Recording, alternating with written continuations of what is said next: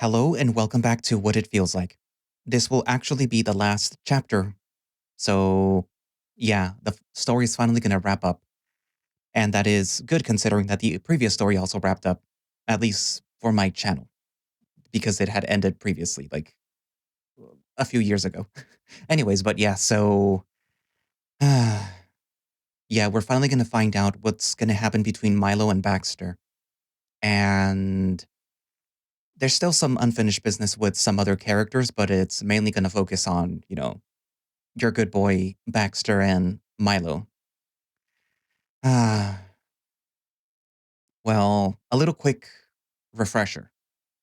So, Mylo, a guy that does not know what love feels like.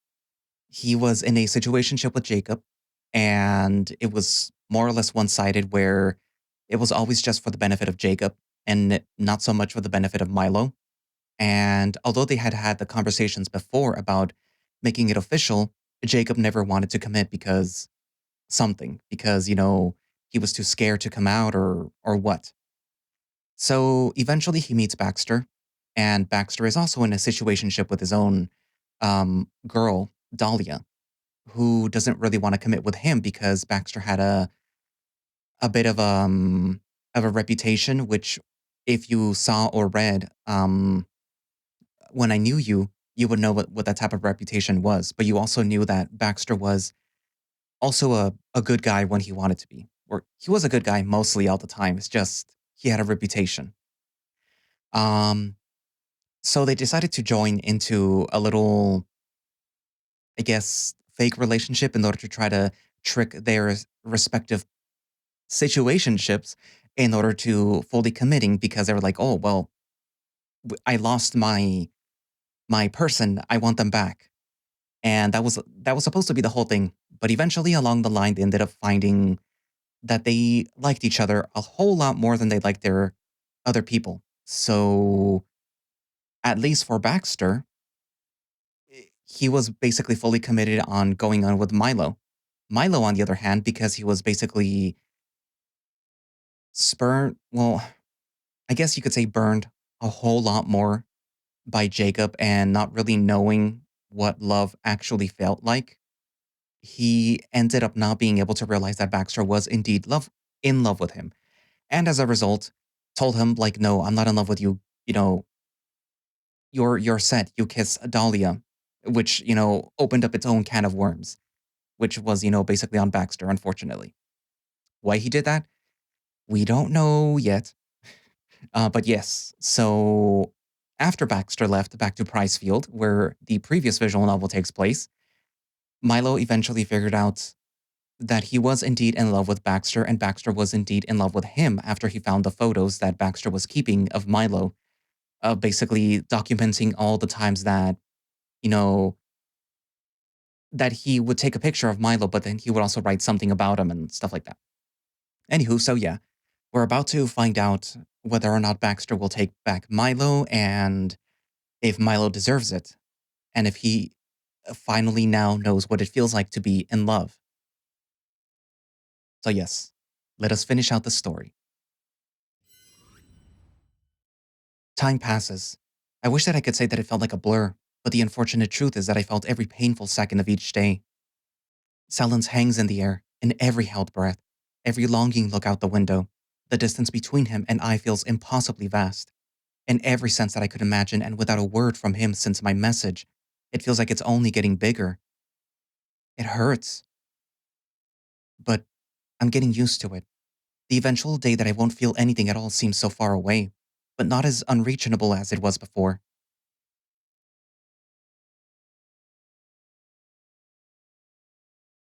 As scary as the thought is, I've refused to sit at home and wallow in misery over this. I may be in love with him, but I have my dignity. If Baxter really doesn't want anything to do with me, then I have no choice but to respect that and move on. So instead of crying over love, I'll celebrate it. Today is Dee's wedding day, and although I'm mentally preparing to feel envious of two gorgeous people having a healthy relationship, for the most part, I'm pretty excited. Free food, happy vibes, and an excuse to dress fancy definitely beats eating ice cream alone in my room. I head downstairs just about ready to call Wyatt and Lizzie to ask for a ride when Mom and Emma walk through the front door with a few groceries. Mom immediately gasps and goes all smiles when she sees me, which makes me a little bit self conscious. Look at you. Mom? Wait, you actually look good for once. Aw, you're so handsome. Is the wedding today? I thought that it'd be earlier. It's already noon. The ceremony was just family, so we're going to the reception.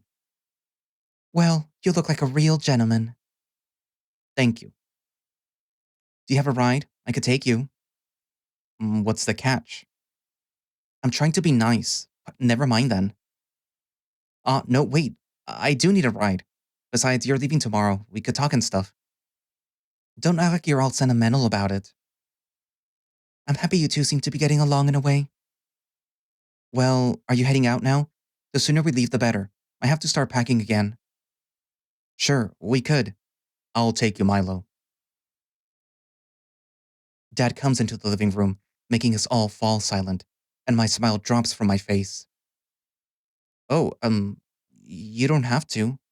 Emma's already taking me. Emma has to pack. I'm taking you.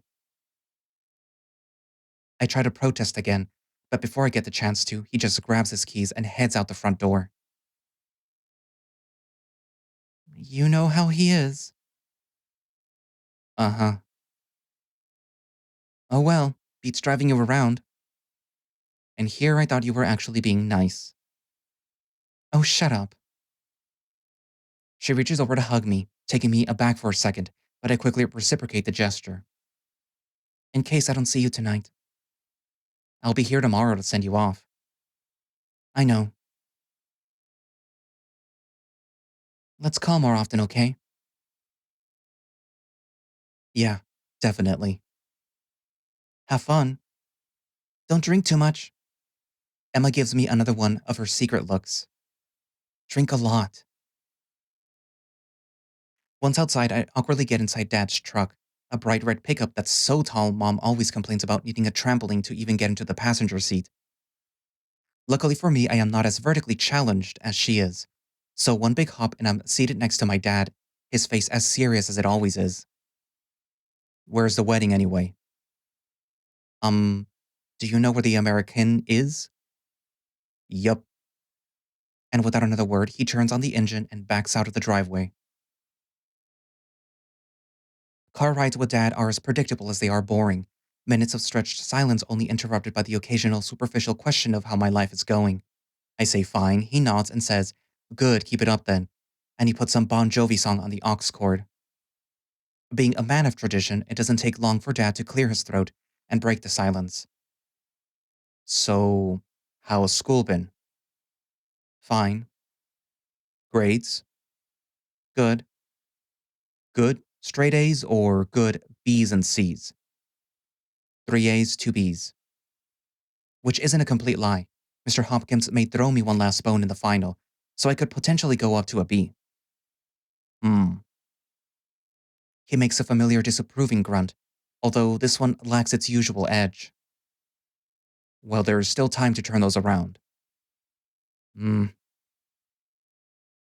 Usually, in these short conversations we have, I at least try to move the conversation along. After all, he is still my dad, and a part of me does yearn for that father son connection that we used to have, back when the expectations set for me weren't so high.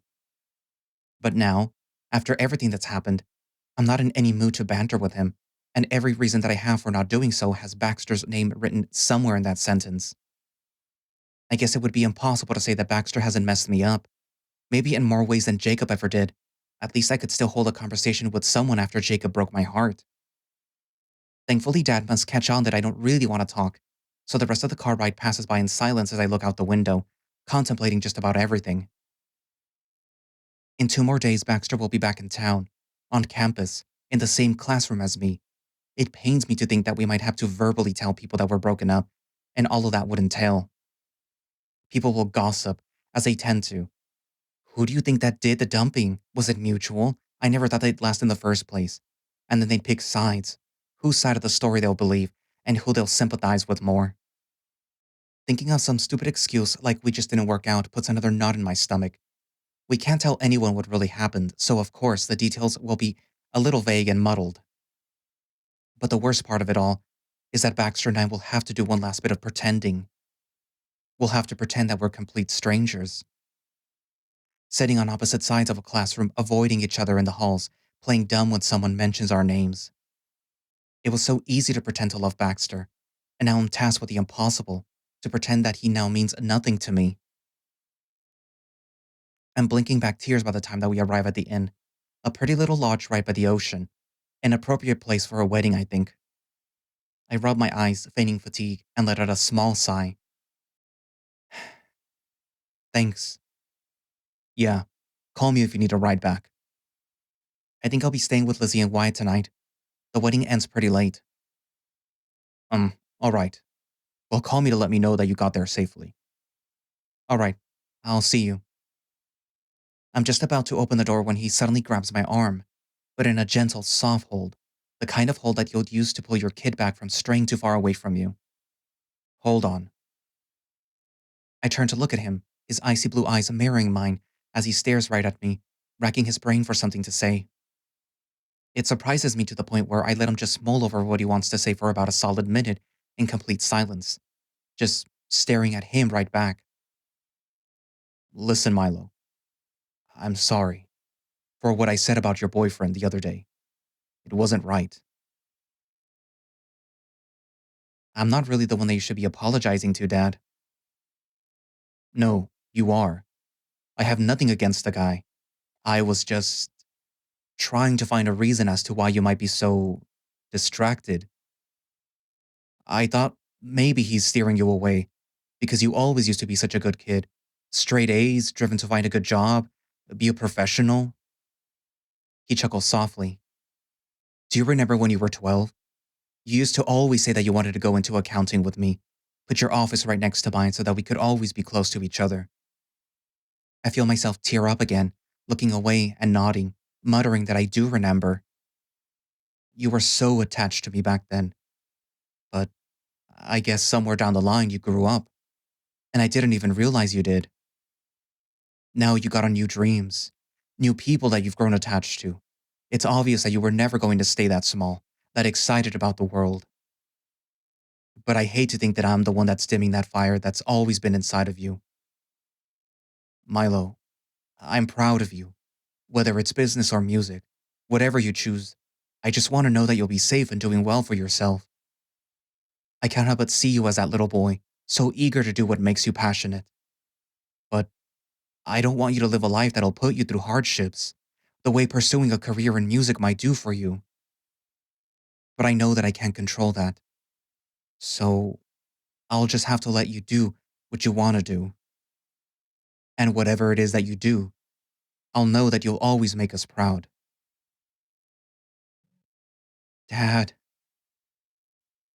I hug him as tightly as you can hug someone when you've got a stick shift between each other. It doesn't seem to impede him, however, as his strong arms quickly envelop me in his body, just as they always have. I want to make you proud. I'm sorry if I haven't been the best. I know that's always what you and Mom have wanted from us, Emma and me. And I feel like Emma's making you proud, and I'm just. Emma may be the doctor of the family. He pulls me away, smiling at me, his eyes a warm blue ocean. But you'll always be my little star. I hug him again, crying softly onto his shoulder as he quietly rubs my back, patting it gently. I wonder just how many other sons can hug their dad and cry in his arms the way that I do. I realize then just how lucky I am to have him, all of them. You go have fun, okay? 'Cause then it's back to classes and studying. I want those A's. I sniffle and laugh, nodding. All right, deal.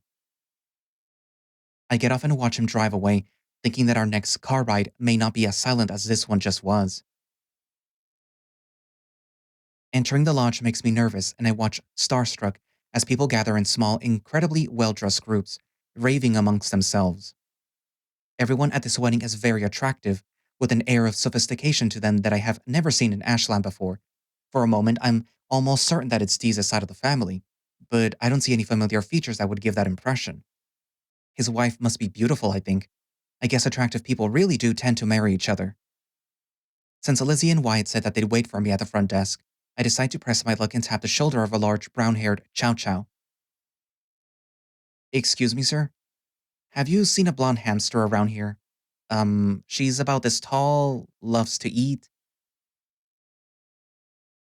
Mylo. Stop playing with me. What? Wyatt? I feign disbelief, as if this is the first time that I've seen him in years, when a pair of slender arms grip my left, the smell of Lizzie's expensive perfume hitting my nose instantly. Doesn't he look handsome? I don't think that I've ever seen his eyes. I always imagined that they would be green. Sorry to disappoint you. I wouldn't have brushed my hair aside, but Lizzie insisted. She whispers into my ear, covering her mouth so that Wyatt doesn't see. I told him that he wasn't getting any tonight unless he did. What a dog. Wyatt frowns, blushing. Stop telling people our business. What? I didn't say anything. Mm. You look good, by the way, Mylo. Very cute. Cute enough to convince Dees to run away with me? It's worth a shot. Don't encourage him. He's married. We're at his wedding. Lighten up. There's always a chance. But, well, maybe you should explore your options more, Mylo. Even though it's just a joke, and one that I initiated no less, it still pains me to think about exploring my options. Who else would I be able to fall in love with, if not Baxter? The thought feels completely out of the question for me right now. Guess so. I'll get assigned into our table. Wyatt, ever the responsible one, heads over to the front desk, where no doubt the book of guests will have our name on it. Hey, how are you holding up? I'm okay, I guess. Still no news? I shake my head. Maybe the reception in Pricefield is just super bad? What if it really is a hillbilly town? I'm pretty sure that he got my message. Right. Well, don't think about all that for now. Tonight, let's drink a bunch and dance to cheesy millennial pop music. Yeah, I'm excited. I hope the food is good. With the bartender's paycheck, I wouldn't hold my breath. Bartender paycheck my ass. This place is dressed to the nines. It's the kind of wedding scene that you'd see on a famous person's social media. White and gold drapes adorn the area that I could only describe as a ballroom. Flowers a similar shade of white have been neatly placed on each table, sprouting beautifully from their vases. And the food, much to my excitement, looks delicious. Despite being a catering service, everything looks very high end, and I somehow feel a little out of place here. Wow, is Dee's a secret millionaire? Maybe his wife is just stupid rich? Or her family is. Lizzie and I make an oh sound of understanding that would explain all of the bougie guests. We're escorted to our table, a small round thing with 4 chairs spread evenly throughout it, and all draped in that pristine white fabric. We all take our seats, and I stare at the empty chair as Lizzie raves about having cloth napkins. Dees was sweet enough to give all of the band invitations to his wedding 2 weeks prior, and of course, this includes Baxter. 2 weeks ago, when he and I were really starting to care for each other, or at least it seemed that way. I wonder if a part of me cared about him the whole time. I don't believe in stuff like love at first sight, not anymore, anyways. But maybe Baxter and I just clicked in that special way couples will tell you it does. And looking at the empty chair, a strong, insatiable feeling of longing invades my chest as I imagine him being right here with us, as if nothing had ever happened, if I had never broken things off, if he had never kissed Dahlia. I wonder if I'll ever let that go. So, what are you gonna choose, Mylo? Huh?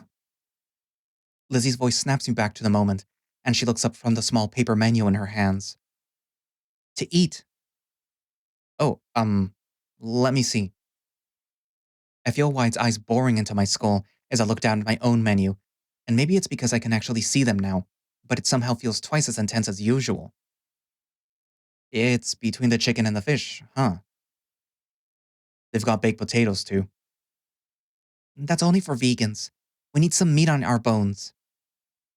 Well, White has enough meat on his bones.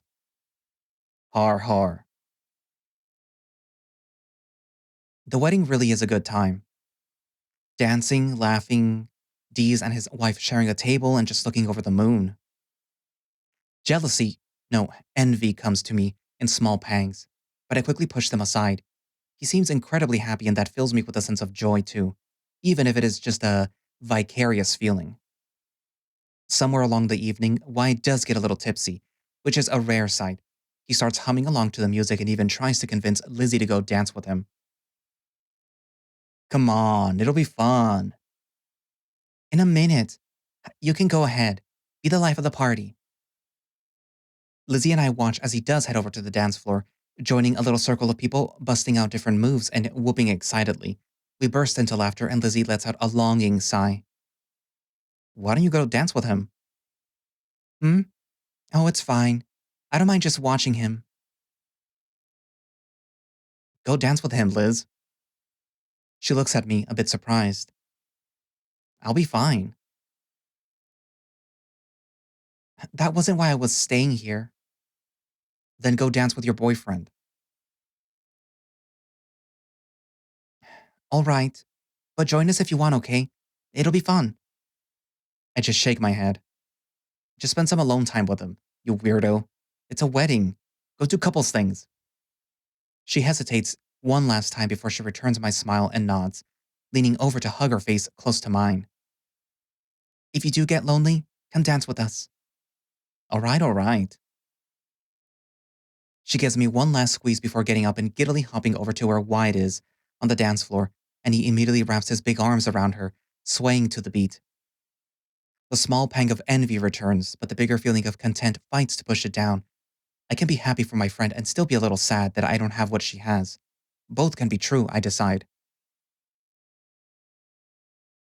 After a bit of just watching people dance, I end up going inside the lodge to explore a bit.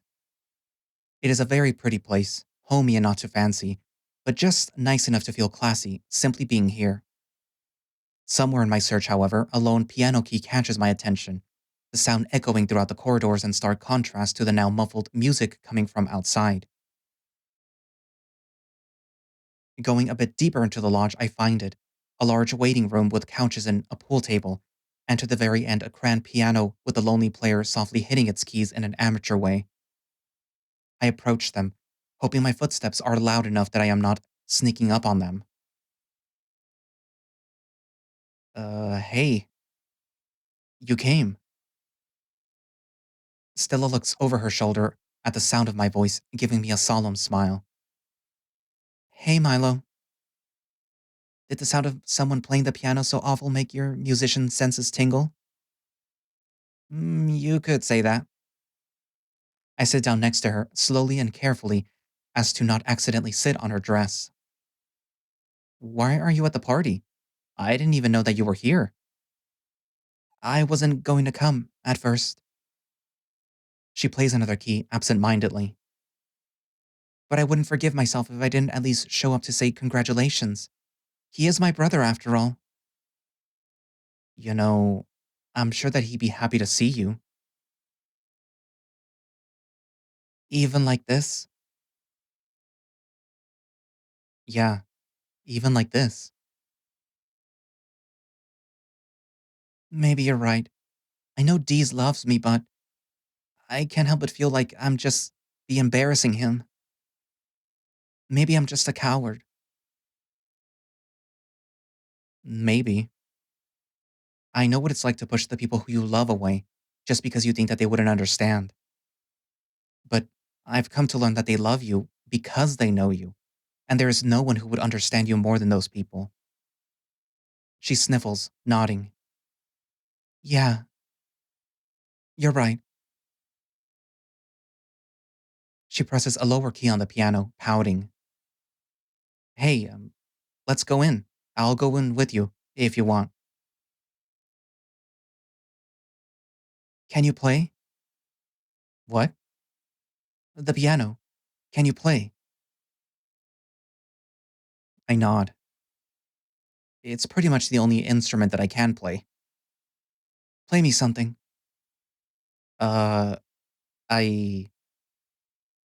And I'll go with you. Just play me something to calm my nerves, please. Being put on the spot makes me a little nervous, even if it's just her listening. But luckily, I work well under pressure. I stare down at the keys, and in the corner of my eyes, I see Stella sit up straight, closing her eyes, patiently waiting for me to start playing. When was the last time that I played? Feels like forever. Memories of dreamy nights in front of the piano, melancholically writing down lyrics on tear stained papers, crying over a guy who never really loved me, come back to me as my fingers graze the keys. How I wished back then that he loved me as much as I love him. How many tears did I waste on someone who never felt the same way? And now, those memories just seem a little bit silly, mild in comparison to the emotions Baxter has invoked from inside of me. Is this what love feels like? An endless cycle of illusions of love and very real heartbreaks? No. What Baxter and I had was just as real as this longing, aching pain. All I've ever done is hope for love. I guess now will be no different. It comes back to me as naturally as breathing once my fingers press down on the keys. Endless sessions of practicing that later turned into muscle memory, now ingrained into my soul, is something that can't be erased, no matter how much time passes. I play a soft, somewhat sad melody, the minor chords glued to my fingers, drawn in by some magnetic pull. Somewhere along the lines, my voice comes out, and I sing, incoherent first draft lyrics from the top of my head, but I sing. Something about love, something about change, something about him. And throughout it all, Stella stays quiet, softly swaying her body from side to side and listening, really listening to every note the piano plays, that I play. And then I end it on a higher key, an E major chord, a hopeful sound that maybe it isn't the end just yet.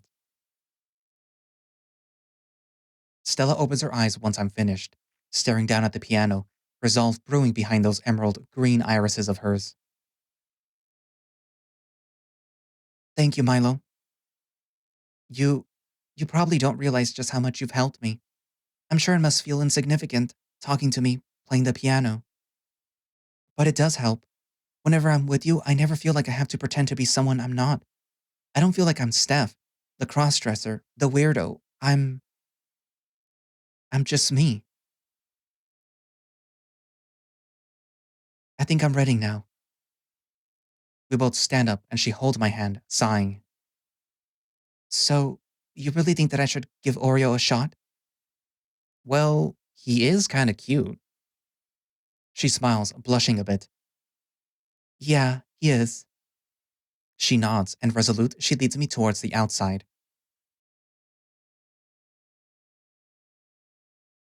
Walking with resolve and only a feet away from the doors leading to the outside area, Deez appears, practically out of nowhere.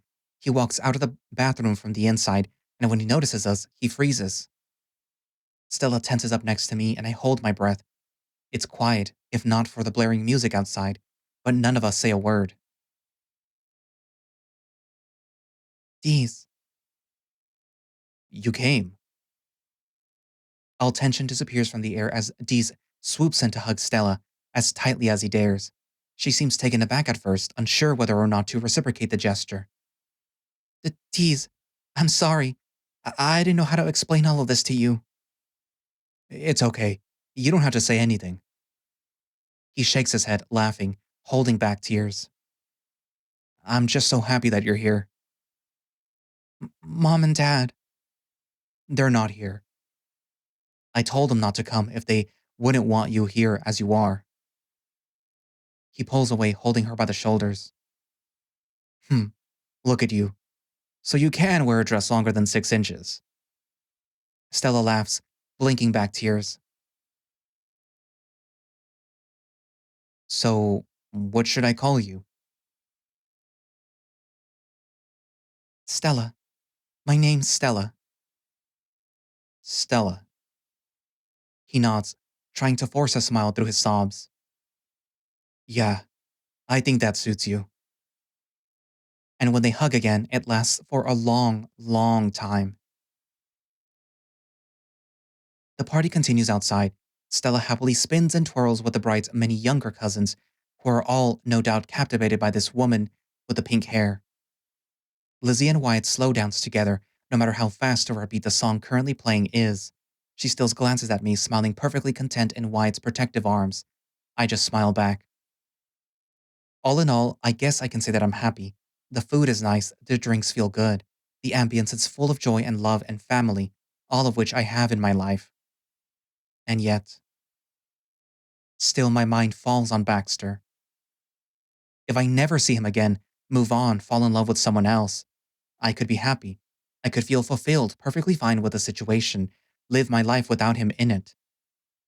I could, but I don't want to. I really don't want to. Hey, I snap out of my own thoughts, and standing before me is the man of the hour himself. Deez. Hi. You enjoying the party? I nod, forcing a big smile. It's awesome, really. He nods, smiling back. Then he jerks his head to the dance floor. Come dance with me. W- with you? Shouldn't you be with your wife? She's got a whole lot of aunts, uncles, cousins, and second cousins who all want to turn. We've got some time. He extends his hand towards mine, looking at me expectingly. Well, okay then, if you'll have me. I take his hand and he gently pulls me towards the center of the floor. Deez quickly assumes the role of the man in our dance, holding me by the waist and guiding my hands to rest on his shoulders. I don't particularly mind, though. We move together for a bit, like a pair of mechanical dolls rotating on predetermined axes.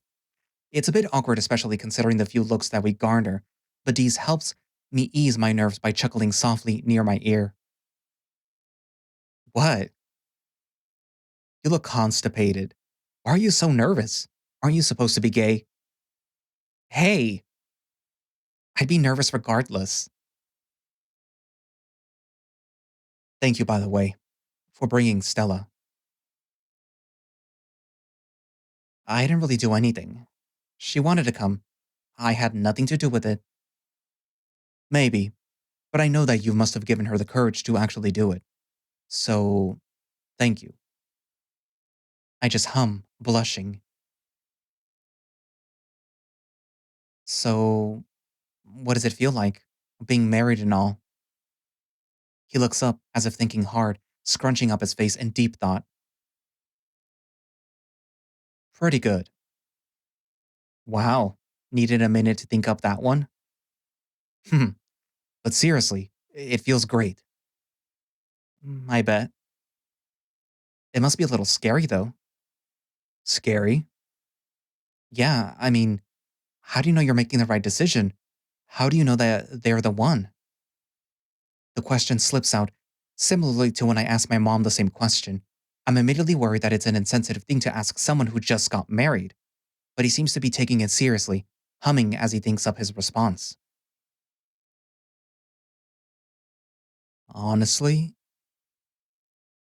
I don't know. What? What do you mean you don't know? I mean, who does? How can you know for sure someone loves you? I don't know how Bree thinks. I may think that I've got a pretty good grasp on it, but really, only she knows how she feels. At the end of the day, all I can really do is trust her. So, I guess in the end, it isn't how much you think you love someone, but rather how much you trust them when they tell you that they love you too. Maybe that's kind of corny. Does being married make you corny? I think it's being a millennial in your case. Hmm, maybe it's both.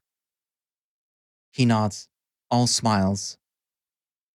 In any case, I think love is just weird in that way.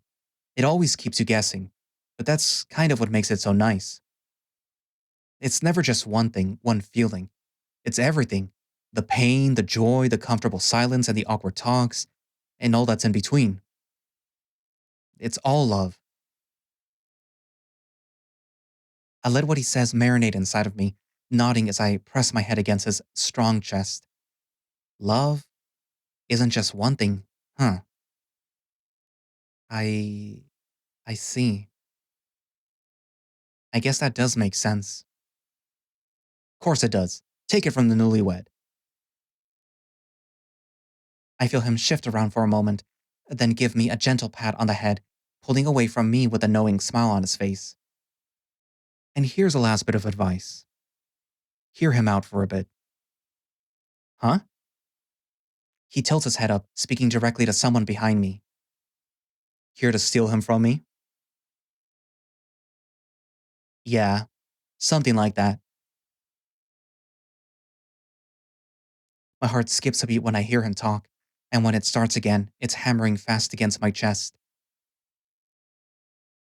I turn around, facing him, those familiar red eyes locking on mine the moment that I do. A million questions race through my mind, along with everything that I want to say to him, scream to him, beg to him, but I stay quiet. I just stand there, dumbfounded, in front of the love of my life in the arms of someone else. Well, he's all yours. Dees slowly pushes me over to Baxter, who instinctively holds me by the waist, like Dees did, albeit a bit more awkward in the way that his hands press against me. Still, it sends a current of electricity through my body, all the same, as if I've been craving his touch for my entire life, which, if I'm honest, I may as well have. Thanks, congrats, by the way. I don't hear Dees walk away, but when Baxter pulls me in closer against him, I know he's gone, and we're all alone. Well, as alone as you can be in a party, swaying methodically to the music. And now that we are alone, it hits me all at once. Baxter's here, holding me in his arms, dressed in a red suit that might as well be a size too big, and yet he manages to make it look like it was tailor made for him. His signature smell of sweat and cologne hitting my nose the closer that I get to him. This is exactly what I wanted, and yet the anger that I feel towards him still manages to bubble up inside of me, despite me thinking that I missed him too much to be mad anymore. He ignores my message, but now he's here. I mean, I'm overjoyed that he's here, but also not. Ugh, I'm a mess. Baxter's made a mess out of me. He's quiet now, his usual touchiness no longer present as he keeps us at least 5 inches apart, but his grip on my waist is firm enough that it tells me that he's not letting me go anywhere anytime soon. Big turnout, huh? Yeah, sure is. Liz and Wyatt here? Somewhere around here. Hmm, I I thought you left. I did, but I had to come back sooner than expected. Slowly he stops to sway, holding me in place as his hands slip up to my waist and onto my arms, holding me as he looks me in the eye. Is there anywhere else less loud? I nod. Before I ran into Stella, one of the doors that I saw when exploring the lodge led to a different part of the outside, a garden like area with a trail and benches, and in the middle, a white gazebo adorned with ivy, softly illuminated by hanging yellow lights. A few people are already here, on the trail speaking on the phone or sitting on a bench, smoking a cigarette. But the gazebo is empty, and I lead Baxter straight towards it. I trace my hands on the inside of the railing, my heart still pounding in my ear as Baxter leans on the opposite end of it, staring out into the ocean. The inner machinations of Baxter's mind is a mystery to me. The words echo in my mind right now, and I unfortunately relate to it a little too much. You and me both, sister. I let out a shaky breath, standing up straight to get his attention, and start to speak. Baxter, Mylo, this time, you're going to let me explain things to you, okay? I nod, and Full of conviction, Baxter strides over to stand right in front of me, staring me down with a certain confidence that I haven't seen in him before, as if nothing in the world will stop him now. Mylo, I'm a mess. When you told me that you didn't love me that day, I didn't know what to do. Should I have fought for you more there and then? Or take your word at face value? It was hard. I didn't know what to do, so I did what I always used to do. I ran. His sternness falters a bit, his eyebrows twitching from a frown to a sadder, more hurt look, and he glances away for a moment. And I thought that it'd do me some good to be away from you and just think about everything that just happened up until that point. Maybe you were right. Maybe it wasn't love. But the more time that passed, the more I realized that the biggest lie that you told me was saying that what we had wasn't real. Mylo, I've never felt this way about anyone. I think about you all the fucking time. How pretty you are, how talented you are. The time that we spent together, even if it was for a lie. I was the happiest that I've ever been. For once, I finally felt like someone wanted to be with me, for me. There was no begging or asking for more. There was just you, and I loved having you. That day with Dahlia, I wish that I could have some sort of excuse for it all. But the truth is, I took advantage of you, of our situation, how we weren't technically together and I kissed her. The person that I was fighting for this whole time suddenly wants me back, and I just felt like I had to know where I stood with her. I had to know if things were over for good. He runs a hand through his already slick back hair, sighing uncomfortably. That sounds fucking awful when I say it out loud. I felt like I cheated on you, even though we hadn't made anything official between us. But even though I felt guilty, I didn't regret it. And somehow, even after everything that's happened, I still don't. Because kissing her made me realize that I wouldn't want to kiss anyone else as long as you existed. He cautiously reaches for my hand, and despite the jealousy bubbling up inside of me, I let him take it, feeling his warm fingers grab my cold palm. I know I broke your trust in me that day, and I'm sorry, Mylo. So fucking sorry. I don't know what I could do to mend that, to make it better, but I'm trying, and I'm doing everything that I can think of. I just, I want you to know how I feel, even if you don't. He pauses, swallowing. Don't want to take me back. I understand, but as long as you know that you're the only person that I want, the only person who's ever made me feel like this, then that'll be fine with me. I am scared, Baxter. I'm so scared that you're going to regret it or change your mind or move on in a day because that's all that I've ever known. Believing everything you say is a risk. Loving you is a risk. But not having you in my life scares me more than anything that I could think of. I'm sorry, Baxter, that it had to take losing you to realize it all. I'm sorry that I lied to you that day. I lied to myself too. I don't know if you got my message. I did. You never responded. I was already halfway back when I got your message. I figured I'd just show up and tell you face to face, but some stuff happened and I got detoured. It's a long story. But I heard it. That's why that's why I'm here. Because I hate having to beg someone for their affection. I thought I'd never do it again, but I know you feel the same way, so if it's for you, I don't mind begging. I'll ask you as many times as I need to. He cups my face, pulling me close to him. Mylo, please, let me be with you. I can't imagine not having you in my life anymore. I think I really will fail finance and every other class that I've got for that matter. I laugh, holding back tears. I just, I couldn't do it. I couldn't be with anyone else anymore, not after feeling like this with you. You're the first real thing that I've ever had. And I don't want to lose you. You have my heart, Mylo. It's all yours. I love you so much. So, if you'll have me, I promise that I won't let you go. Not if I have a say in it. Trust is all that I can do. To give it a chance, even if I have no idea if it'll end in heartbreak.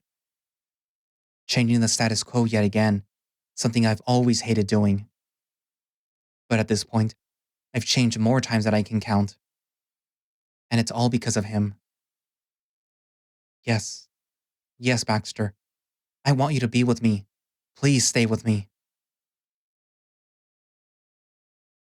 The realization that I accepted spreads through his face slowly, and with a big, happy grin, he completely envelops me in his arms, hugging me the tightest that he's ever done. Still not quite tight enough, though. Russo. He whispers this against my neck, and I squeeze him back tighter, clutching onto his suit until my fingers are numb. I'm all yours. Me too. I'm all yours, Baxter. I love you. I'm sorry that I said I didn't. I. It's okay. I know. It doesn't matter anymore. I know you do. We stay like that for a long time, and I take in every second of it. Baxter's mine. All mine. Stay with me. I whisper this request, knowing that in the back of my mind, that fear of mine might not go away so easily. I'm not going anywhere, Russo. And when he says that, the quiet voice inside of me falls completely silent. Baxter pulls me away, but before I can start to protest, he pulls me back in for a kiss. I shudder as his lips meet mine, cupping his face to pull him closer, closer to me, as he deepens the kiss, his body leaning against me. I thought the feeling of longing would disappear once I felt his kiss, like an EpiPen instant relief kind of deal, but somehow it only makes it worse. I need more of him. It's not enough, not by a long shot, and I want him more than ever while having him right in front of me. The feeling seems to be mutual because Baxter doesn't have any intention of backing away, instead pushing me against the railing and continuing to deepen our kiss, his wet, rough tongue slipping into my mouth with as much desire as I wanted to have. It's only when I'm suddenly aware of our situation by how loud we're kissing in a public area, no less, that self-consciousness takes over me, and I whine in embarrassment, pushing him off of me with little conviction. He does back off, though, licking his lips in confusion. What is it? We're in public. Oh. He looks around the mainly empty area as if just remembering where we are. Right. He runs his tongue over his muzzle again, like he's taking in the taste of our kiss, as he looks at me, an idea forming in his mind. Well, let's get out of here then. Really? Yeah, really. He pulls me back into his arms, burrowing his face against my neck. Unless you're waiting for them to cut the cake? Maybe. Would be a little rude to leave right before that, right? Hmm. He runs his tongue across my fur, shamelessly licking up the entirety of my neck all the way up to my cheek. You taste way better, though. You're so cheesy. Don't pretend that you don't like it. He plants a kiss against my temple, letting his hands slip lower and lower as he whispers breathlessly into my ear. I need you, Russo. You know, I never really liked cake all that much anyway. With his hands tightly woven into mine, Baxter leads me out of the lodge and away from the party. The thought of maybe letting Lizzie and Wyatt know that I'm gone crosses my mind, but I figure I'll just deal with the consequences later. Now my mind is focused on one single objective: to be alone with Baxter. We reach his bike and he instinctively gives me his helmet. Oh, do you still have. Yeah, of course I do. I just didn't bring it. I didn't expect. You know. Yeah. He smiles at me. You'll be using it a lot from now on, though. My heart flutters in my chest, and I take the helmet with a wide grin on my face. Baxter gets on, and I follow suit, clutching his waist as tightly as I dare as he revs the engine. Am I squeezing you too much? Nah, you're perfect. I'm pretty sure that I'm applying enough pressure that it's hard for him to breathe. But even so, I don't let up. If it's okay for him, it's okay for me. We finally drive off into the night, speeding past the limit, ignoring every stop sign. Baxter even crosses through a few red lights, driving like a true maniac. And for once, I couldn't be happier he does. His apartment comes into view, and my heart starts racing as we clumsily get off and rush towards the door, hand in hand yet again, as he scrambles to fish his keys out of his pocket with his free one. He has to stretch his arm across the opposite side of his body to get them, completely refusing to let go of my hand, but he finally takes it out and unlocks the door, leading me inside slowly. Chuck?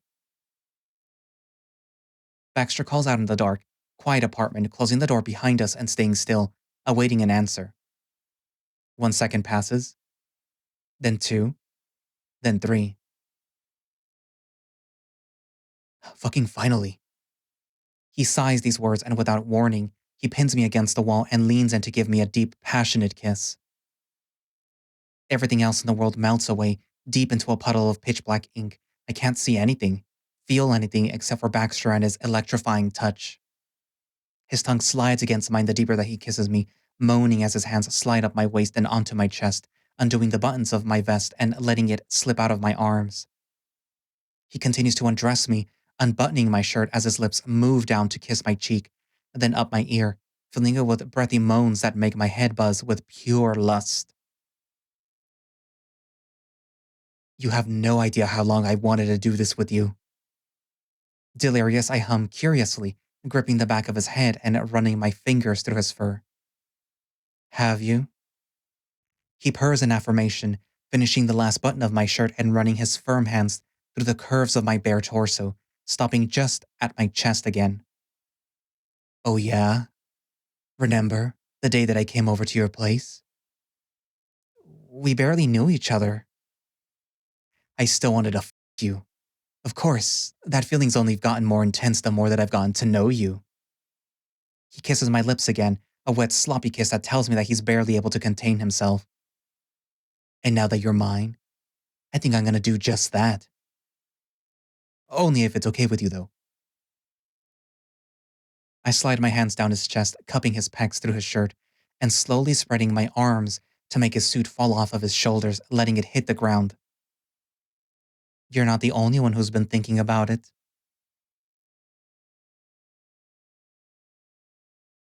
We kiss again, hungrier and needier than ever before.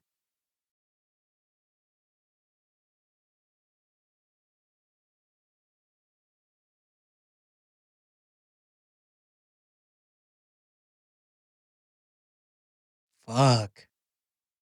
That was the best fucking nut of my life. Mine too. And it was. Nothing before this even comes close. Should we clean up?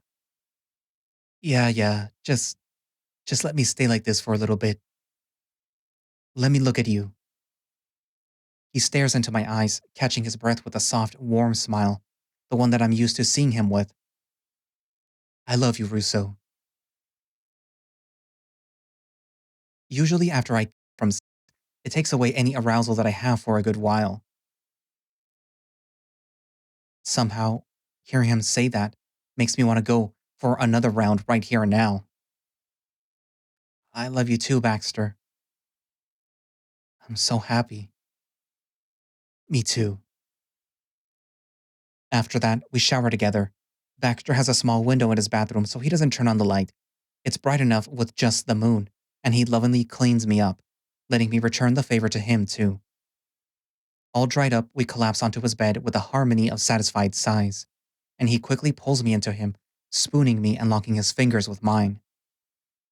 Hey, hmm? Don't go. Stay the night. I hold back tears, squeezing his hand tighter and planting a kiss on his knuckle. Okay. I'll stay. He kisses the back of my head and sighs happily, hugging me tighter. All mine, Russo. I cuddle up against him, closing my eyes in warm content. I've never belonged to anyone before. The thought floats through my eyelids and I smile. There's no one else that I'd rather belong to.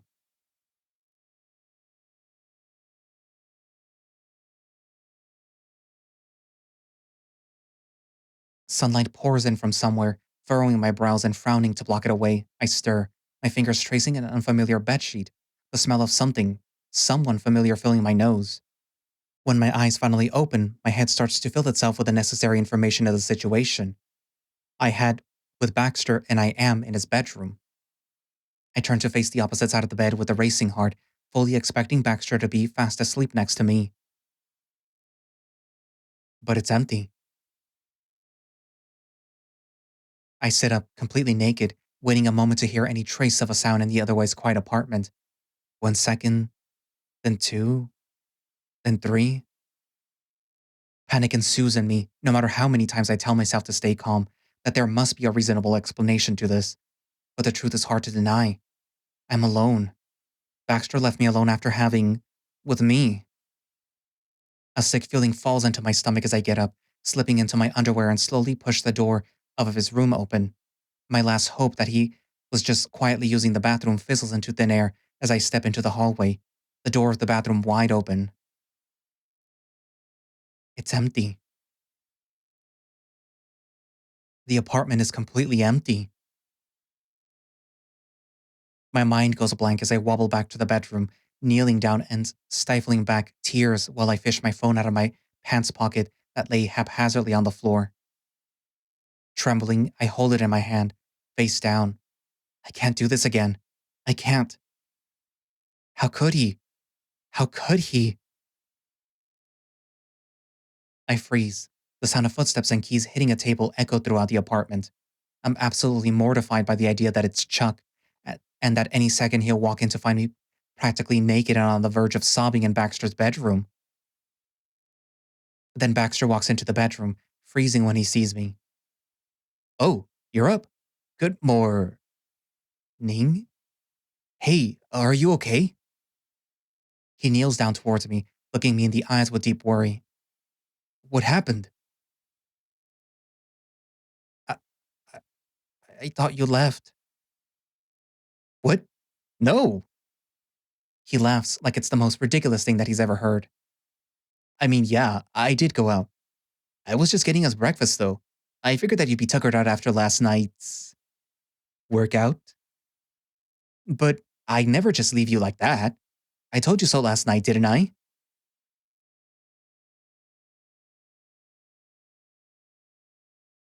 I hug him tightly, prompting him to squeeze me against him, confused as he consoles me.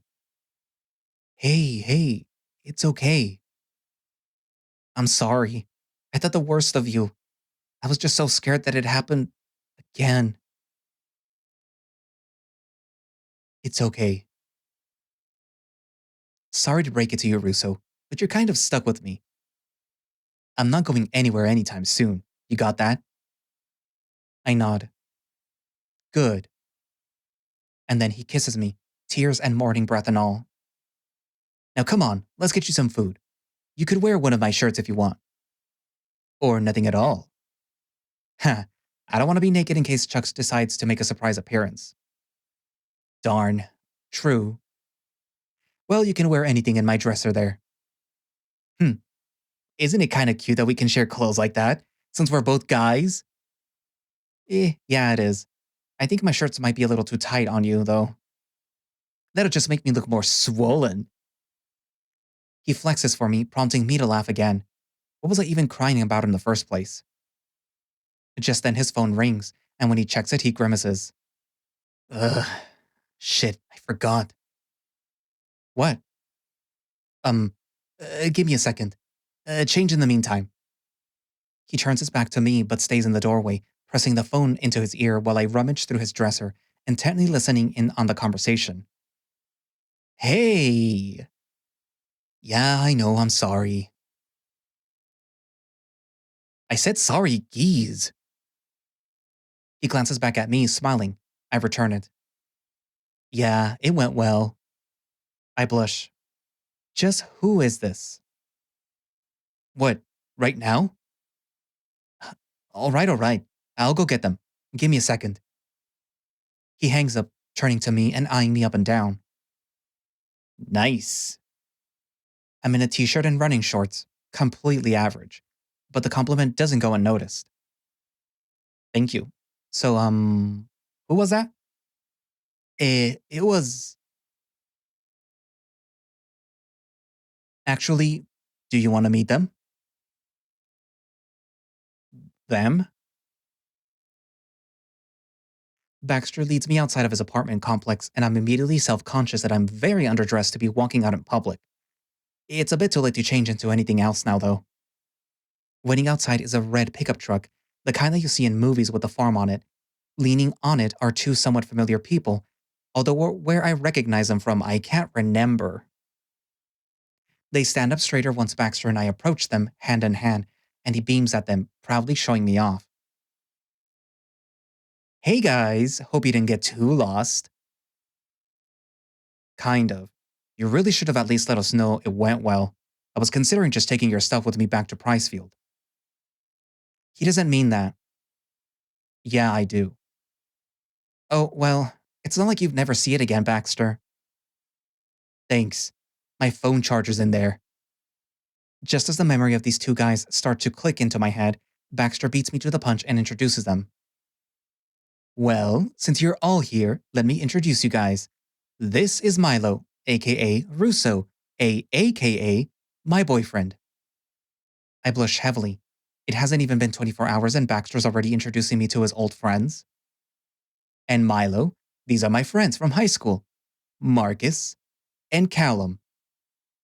They're gay, if that wasn't plainly obvious. And you aren't? Not till now. Callum, the raccoon, just chuckles and shakes his head. It's nice to finally meet you, Mylo. Considering how much I've heard from you in such a little time, I was definitely looking forward to putting a face to the name. I didn't even know Baxter was into guys until way later. I was curious as to what his type in guys would be like. That and he never seemed like the boyfriend type. Oh? Yeah, he was a slut in high school. No, it wasn't. Baxter pushes my ears flat on my head, glaring at them. And here I was excited to introduce you guys. My bad. I'm kidding. Mostly. At least he's clearly not like that anymore. You should have seen what a mess he was over you. Callum nods, a look on his face that says, Oh, you don't even know. Baxter grumbles in the back of his throat, still trying to cover my ears, but I just laugh him off and hug his arm bashfully. Yep, he's a golden boy now, as he likes to call it. Exactly. Instead of putting me down, shouldn't you two be hyping me up to my new boyfriend, as friends do? Sorry. Marcus can be a little tone deaf when it comes to things like this. I just say it how it is. You just have this weird rivalry with Baxter. Give him a break, will you? Hmm, fine. You're right. Baxter's a good guy. Always has been. You're lucky to be with someone as good natured as him, Mylo. Yeah, I am. So, you guys taking a trip here to Ashland too? Um, something like that. They brought me here. When I told Callum about what had happened between us, he insisted that I come to see you again. It took some convincing, but eventually I listened to him. And here we are. Yup, Cal's idea. In the name of love, he claimed. Callum, now the center of attention, fidgets in place, adjusting his glasses in a very nerdy way. Well, I just figured that this was the best option for him. And Mylo, too. Didn't it work out in the end anyway? Stop staring. Hmm, yeah, it did. Thanks, Callum. You did me a real solid. So it was because of Callum's convincing that I was able to see Baxter earlier than I thought? That he made that step to come and see me? I take back what I said back then. Callum and Marcus are my angels that brought Baxter back to me. Thank you. The both of you. I'm really happy that you did. Hey, so where's my stuff? The truck. Come on. I'll help you bring your stuff in. I want to see your apartment. Sure, just, let me close the bedroom door first. Marcus and Baxter walk out of earshot, leaving Callum and I alone, awkwardly just smiling at each other. So, Baxter, huh? What do you see in him? You say that like it's a total mystery. Hmm, I didn't mean it like that. Baxter was just a little different in high school. Less serious, less mature. It is a bit of a mystery to me how he managed to fall so hard for you. I'm pretty curious about it. He gets this look in his eyes that tells me that he'll stop at nothing to know whatever it is that he's curious about. A dangerous personality trait, if you ask me. Well, I guess it was a lot of things. He's sweet, caring. He's just there for me in ways that no one else is. It's like he can always see right through me. Does that make any sense? Yeah, I think it does. So, you and Marcus? Childhood sweethearts, I've heard? Oh, has Baxter mentioned this before? Just once. I saw a picture of you guys on his phone. I think it was his high school graduation. Ah, that makes sense. Yeah, Marcus and I go way back. Wow. I guess you two know each other really well then? You could say that. But we've only started dating for about 4 years, so there was still stuff to learn about each other. I see. 4 years is still a long time. And isn't Marcus in the military? That must be tough for you guys. Callum gets a dejected look on his face, nodding. Yeah, it definitely can be. But I love Marcus. I couldn't imagine loving anyone else the way that I love him. So even though I miss him, I'll stay by his side. You know, I feel like I understand you pretty well, Mylo. Yeah? Yeah. Baxter told me about what went down between the two of you. It was interesting, to say the least. But I felt like I understood you. Pushing people away because of past experiences is something that I'm guilty of, too. Sometimes it takes someone loving you in a way that you didn't know was possible for you to realize that. His gaze is fixated on Baxter's bike, contemplative and reminiscent. But putting the past behind you is the only way to heal from those wounds. At least that's how it worked for me. Marcus and my friends back home, they were the ones who helped me get through all of my shit that I went through. I think in the end, that's all that you really need. To know that you're loved and to be willing to change. Was I being too philosophical? You must think that I'm a huge nerd. Yeah, I do. Great. But I think I needed to hear that. Thanks, Callum. Sure thing, Mylo. Callum and I seem to have fallen in love with two completely different guys and live two completely different lives. By all accounts, I shouldn't really feel like we're similar in any way. And yet, I cannot but feel like somehow something connects us, something more than just our relationship with Baxter. I'm glad this nerdy raccoon was here to bring my cheetah back to me. Baxter and I wave goodbye to the couple, driving off into the streets of Ashland onto their own little adventure. I wonder what the future holds in store for them. But I only wonder for a moment. I've got my own future to worry about. So? Baxter pulls me into him, sliding his hands up and down my waist. What do you want to do now, Russo? We could have breakfast. A good idea. Or we could pick up where we left off last night. A great idea. It doesn't matter. As long as you're here, I don't care what we do. He grins, leaning in to kiss me, right here in front of his apartment.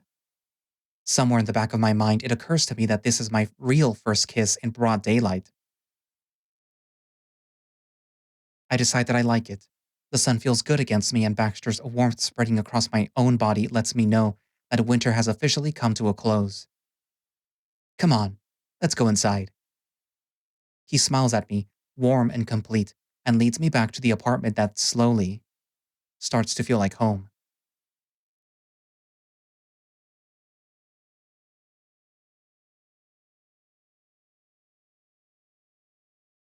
It is an unusually hot May morning. The warmth of Baxter's leather seat between my legs, which was so inviting back in those March days, now burns in an uncomfortable way.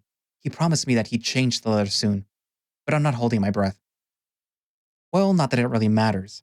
I could just use my car if I'm seriously that sick of the heat, but having an excuse to hold onto Baxter and wear a cute helmet sort of cancels out the burning leather. So the hot sun it is. My heart picks up pace as we slow down to a stop in front of the apartment complex, the building somehow much less familiar to me in broad daylight. The colors are just off.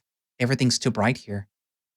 Baxter and I hop off of his bike, and I hand him my helmet as he uses both to prop his shoulders up on, leaning on the vehicle like he always does when he's waiting for something.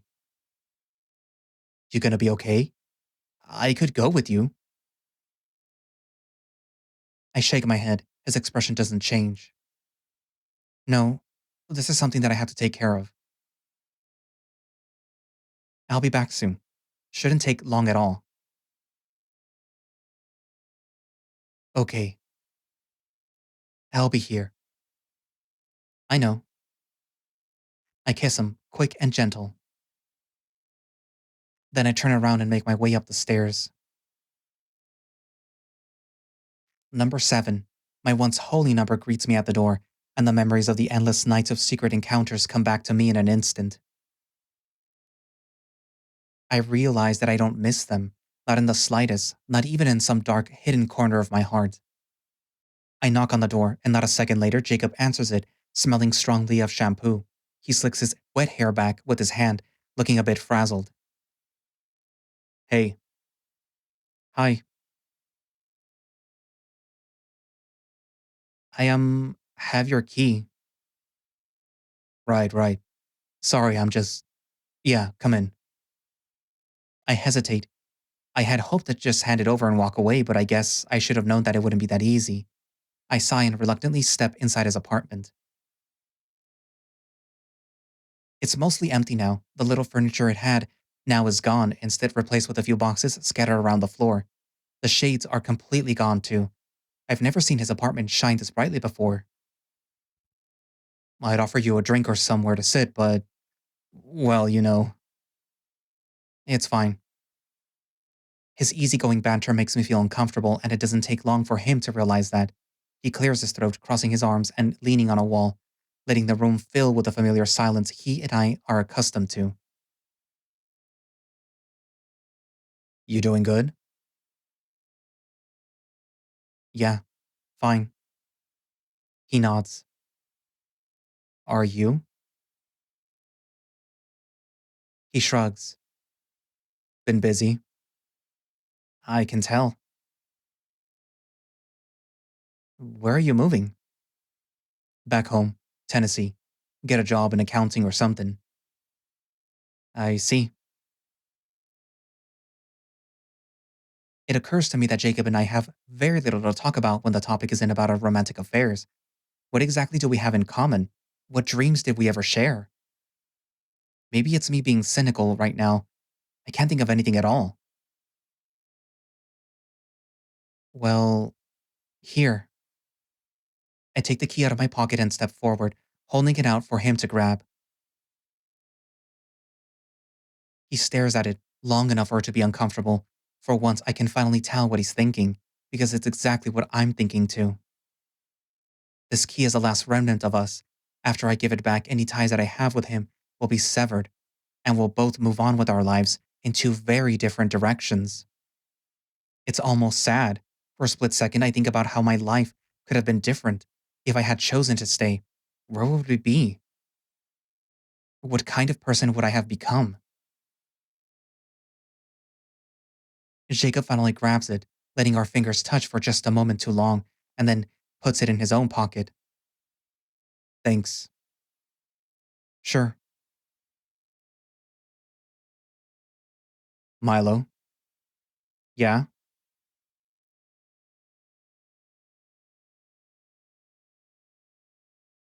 Are you happy? Right now? With him? He nods to the doorway, referencing Baxter patiently waiting outside for me. Yeah, I am. I really, really am.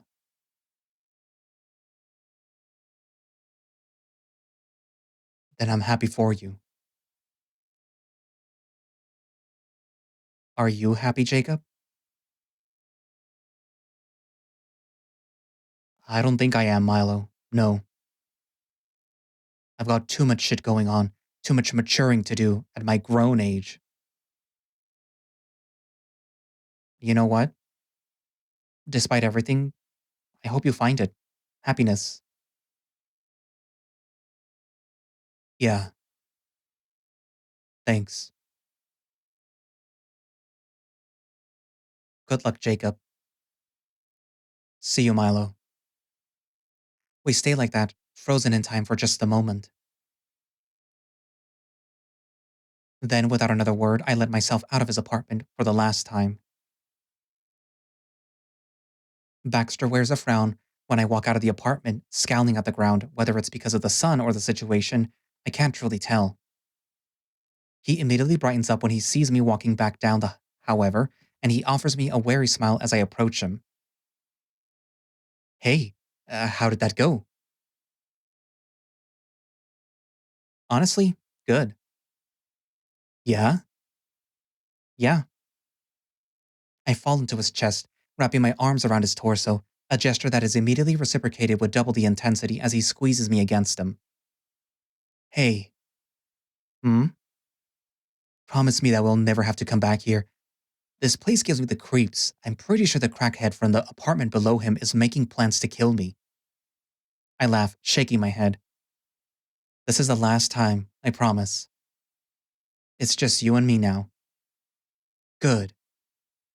He hands me back my helmet, giving my ass a playful smack. All right, get on. Or you'll already call me in a panic, yelling about how Stella's there already. Isn't that a good thing?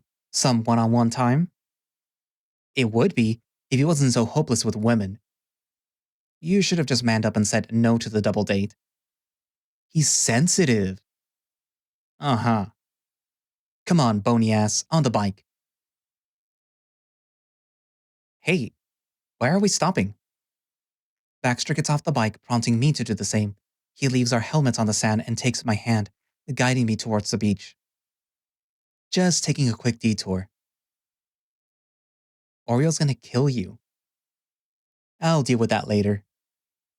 What's the occasion anyway? Well, don't tell me. You're an exhibitionist? As hard as that sounds, I am unfortunately not planning on fucking you on the beach. But if you wanted me to, maybe some other time. He pulls me near the shore, walking along the hard white sand as the sun starts to make its descent into the ocean. The moon is out early as it tends to be, drifting closer and closer to the center of the vast orange sky. I just wanted to walk with you for a sec. Today's kind of special, you know. Is it? Oh God. Is it our anniversary? Just a month. No big deal. Not like it's important or anything. He dramatically pouts at me, and I hug his arm in an effort to right my wrong. That's not seriously today, is it? I'm so sorry. Nah, I'm fucking with you. It's next week. You asshole. But I almost had you. Hey, even though it isn't our anniversary yet, today still kind of feels special, doesn't it? Hmm, yeah, I guess you're right. Time goes by so quickly, doesn't it? Hmm, especially with you. He squeezes my hand. I squeeze back. You know what I think it is? What? Today would be our anniversary if we would be counting from the time that we, well, you know. Oh, yeah. Wow, 2 months. Yup.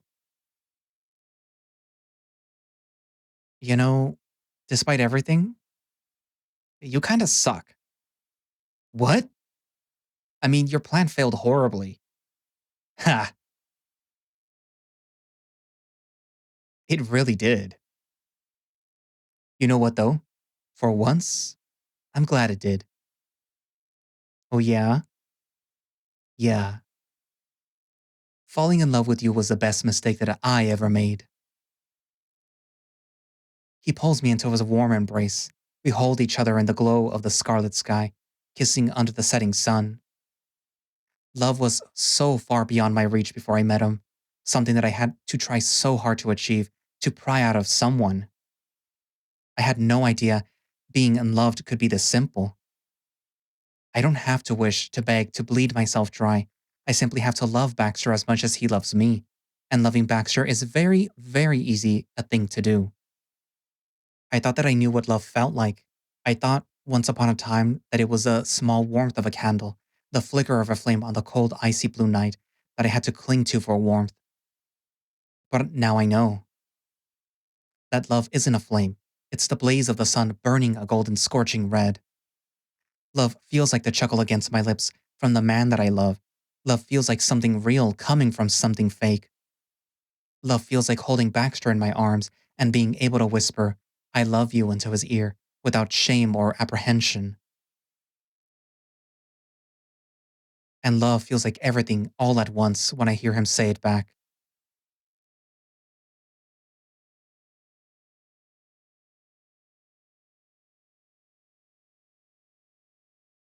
The end.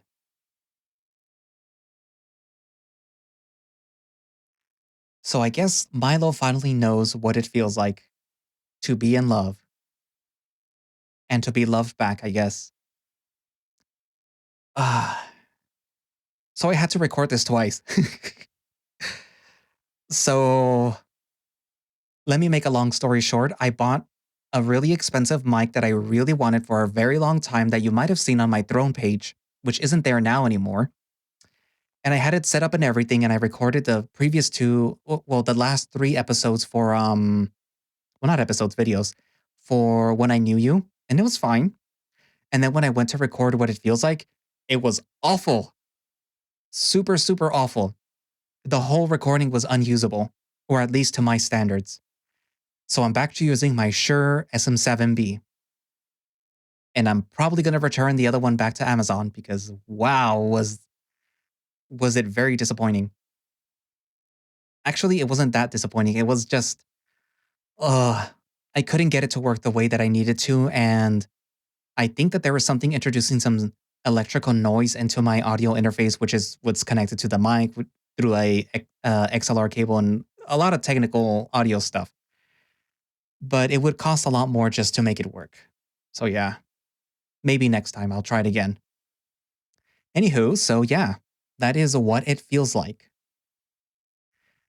Honestly, having just literally finished reading When I Knew You and then moving on to this one, I can tell that they definitely had improved when they were writing this one.